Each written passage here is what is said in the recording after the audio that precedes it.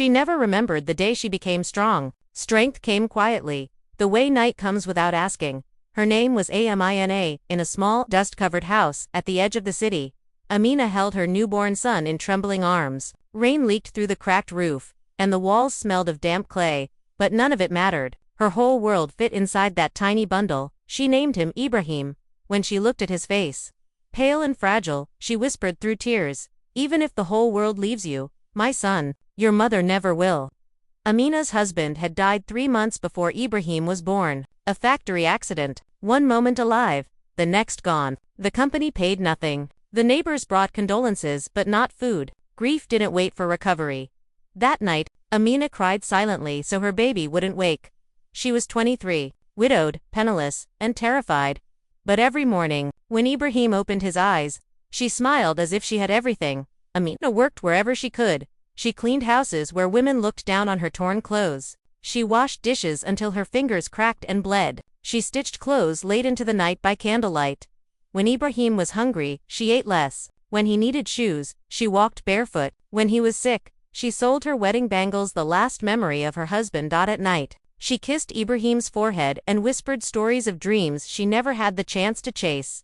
Study hard, she told him. Be kind, she begged him. Never forget your mother. She prayed silently. Ibrahim grew up, watching his mother's back bend under the weight of survival. He saw her hiding tears when bills came. He heard her cough at night but say, "I'm fine."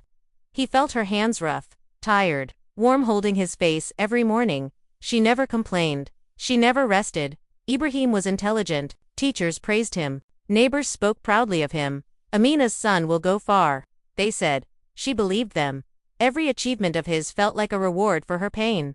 When he came first in class, she cried in secret. When he received a scholarship letter, her knees gave way. When he left for college, she hugged him so tightly he laughed.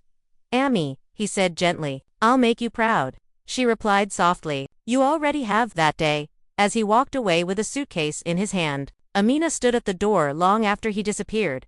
Something in her chest felt empty. At first, Ibrahim called every day, then every week, then only when she called first. Life changed him. New friends, new clothes, new dreams. Amina stayed the same. She waited for his calls, like a child waits for rain. When neighbors asked, "Has your son visited?" she smiled and said, "Soon." When festivals came, she cooked his favorite food anyway. The world slowly pulled Ibrahim away, and Amina felt it but never said a word. Years passed. Ibrahim got a job in the city. Then another. His life grew bigger. His mother's world grew smaller. Her house became quieter. Her steps became slower. Her cough became deeper. Sometimes she sat by the window at sunset, holding his childhood shirt. "Did I love you too much?" she whispered to the empty room. She never blamed him. She only blamed fate. One winter evening, Amina collapsed while washing clothes. No one noticed until morning. A neighbor found her lying on the cold floor, eyes half open, lips dry. At the hospital, the doctor shook his head. "She's very weak. Years of neglect. She needed care." Long ago, they called Ibrahim. He didn't answer. They called again and again. The world that had taken him was now too busy to return him. The phone rang again. A nurse looked at the screen and sighed. No answer. Again, Amina lay on the hospital bed, thin like a fading shadow. The machines beeped softly, counting time she no longer had. Her lips moved. "Did he call?" she whispered. The nurse hesitated, then smiled gently. "He will rest, Ami." Amina closed her eyes, believing her lie like truth. Inside her heart, she wasn't angry, she was waiting. Miles away, Ibrahim sat in a crowded office. Phones rang. People laughed. Deadlines shouted louder than memories. His phone buzzed. Unknown number. He ignored it. Minutes later, annoyed, he muted it. "I'll call Ami later," he told himself. Just like yesterday. Just like last week. Just like the last 2 years. The world had trained him well to delay what mattered most. Amina drifted in and out of consciousness. In her dreams, Ibrahim was 5 again. He was running barefoot, crying after falling. She lifted him, cleaned his wounds with her kissed his knees. "Pain goes away when your mother is here," she said. She smiled even in sleep. Tears slid down her temples onto the pillow. Inside Amina's old wooden cupboard at home lay a folded letter. "Years ago but never mailed. My son, if one day you forget to call, don't think I'm angry. I know life is heavy. Just remember your first breath rested on my chest, and my last breath will still pray for you. No one knew it existed. That evening, Ibrahim's phone rang again. This time a serious voice spoke. Is this Ibrahim, son of Amin? Yes. Who is this? I'm calling from City General Hospital. Something inside him froze. Your mother is very critical. If you want to see her, you should come immediately. The world went silent. Ibrahim didn't pack properly. He didn't tell anyone. He just ran on the bus. Memories attacked him without mercy. Her tired smile, her cracked hands, her voice asking, "Did you eat?" He buried his face in his palms. "Amy, wait for me," he whispered. At the hospital. Amina suddenly opened her eyes. Her breathing became shallow. "He's coming," she said softly. The nurse looked surprised. "How do you know?" Amina smiled weakly. "A mother always knows." Ibrahim reached the hospital breathless. He ran down the corridor. "Amina." A doctor stopped him. "I'm sorry." Those two words shattered him. He pushed past into the room. His mother lay, still peaceful. Silent, he fell to his knees. "No, Amy, please." He held her hand gold cold for the first time in his life. His mother didn't hold back. "I was busy," he cried. "I thought you'd always be there." The nurse turned away. Mothers always are, until they aren't. As they prepared her body, Ibrahim noticed something clenched in her hand. A small piece of paper. Written in shaky handwriting. "My son. If you're reading this, don't cry. I was proud of you every single day. You never left my heart, only my house. May Allah protect you. Your Amy." Ibrahim screamed. The world had stolen him, and now, it had given him back only to punish him forever. Ibrahim unlocked the door. The same door his mother used to open every evening, asking softly, "Are you hungry?" The house welcomed him with silence, no footsteps, no coughing from the corner, no warm voice calling his name. Just dust. And memories. He stood still for a long time. Then he whispered, "Amy, I'm home." No one answered. The kitchen still smelled like lentils and old spices. A pot rested on the stove half cleaned. She was cooking, he murmured. Maybe she thought he might visit. The thought crushed his chest. He sat on the floor and cried like the child she once carried. The neighbors came. "She waited for you every day," one said gently. "She defended you whenever anyone complained," another added. "She said, 'My son is busy building his future.'" Each sentence stabbed deeper. Ibrahim nodded silently. What could he say? That he chose meetings over moments. That he delayed love like it was guaranteed. He entered her room. Her prayer mat lay folded neatly. Her glasses rested beside the Quran. Her shawl hung behind the door.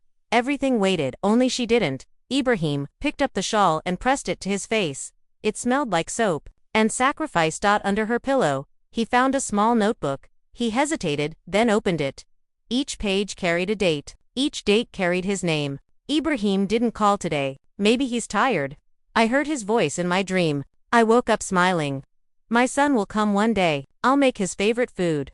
There was no anger. Only hope. Only love. Only waiting. Ibrahim closed the diary and screamed. Not loudly. Broken lie. Some punishments don't come from God, they come from memory. Days passed. People returned to their routines, but Ibrahim couldn't. At work, his chair felt heavy. At night, sleep avoided him. In crowds, he felt alone. He started calling her number. It never rang. One night, sitting alone in her room, he whispered, "Amy, was I a good son?" The walls stayed quiet. Because answers come only when it's too late. Ibrahim placed his forehead on her prayer mat. Tears soaked the fabric. "I will live the life you dreamed for me," he said. "I will help mothers who are forgotten. I will never delay love again." Promises always come after loss. Mothers don't need luxury. They don't need fame. They don't need long speeches. They need time. And time is the one thing the world steals silently. Every evening, Ibrahim sat in the same spot. Across from him, an empty chair. His mother used to sit there, quietly peeling vegetables, listening more than speaking. Now the chair judged him. He ate alone. Sometimes he cooked her favorite dishes, then pushed the plate away untouched. Food had lost its taste. Without thinking, he began buying things she liked. Warm shawls, soft bread, sweet dates. Only later did he realize there was no one to give them to. He stood in the market holding a shawl, eyes burning. The shopkeeper asked, "For your mother?" Ibrahim nodded, then walked away. One morning, unable to breathe inside that house anymore, Ibrahim walked aimlessly. Near a hospital gate, he noticed an elderly woman sitting on the pavement. Her clothes were thin. Her eyes searched every passing face. She reminded him of someone. "Are you waiting for someone?" he asked softly. She smiled with tired hope. "My son," she said. "He said he'd come." That sentence destroyed him. He bought her tea, then food, then a shawl, the same one he couldn't give his own mother. She held his hand and prayed for him. No questions, no complaints, just blessings. For the first time since Amina's death, Ibrahim felt something shift inside him. Ibrahim started visiting hospitals, bus stops, shelters. He didn't tell anyone. He didn't post photos. He just listened. Mothers waiting for sons who never came. Mothers abandoned after raising families. Mothers forgotten once usefulness ended. Each story sounded familiar. Each face felt like punishment and healing. He used his savings to start something small. A room near the mosque. A pot of food every evening. A place where mothers could sit, eat, and be heard. He named it Amina's Blessing. No banner was big enough to explain it. People asked him why he did it. He answered quietly, "Because I was too late once." Some cried, some understood. Some went home and called their mothers that night. One night, Ibrahim dreamed of Amina. She stood smiling, healthy, peaceful. "You're tired," she said. "I'm trying." "Ami," he replied. She touched his head. "You always were a good son," she said softly. "You were just lost." He woke up crying but lighter. Ibrahim learned something the world never teaches clearly. Success without presence is failure. Love delayed is love denied. And a mother's silence is not forgiveness, it is patience. The chair at home remained empty, but now, dozens of mothers sat around him every day. Eating, smiling, praying, and every blessing they gave felt like a piece of Amina returning. For the first time since Amina's death, Ibrahim opened all the windows of her house. Sunlight entered slowly, touching the walls she once leaned against, the floor she cleaned on aching knees, the doorway she watched every evening. The house breathed again. Not because she returned, but because her love had found a way to stay. Amina's Blessing was no longer just a room. It became a shelter, a kitchen, a listening place. Every evening, mothers arrived, some bent by age, some broken by neglect, some still hoping. They shared food, they shared silence, they shared stories that had never been heard. Ibrahim listened like a son who had finally learned. One evening, a young boy asked him, "Uncle, why do you help all these mothers?" Ibrahim paused, then answered honestly, "Because once I forgot my own." The boy nodded quietly. Some lessons don't need explanation.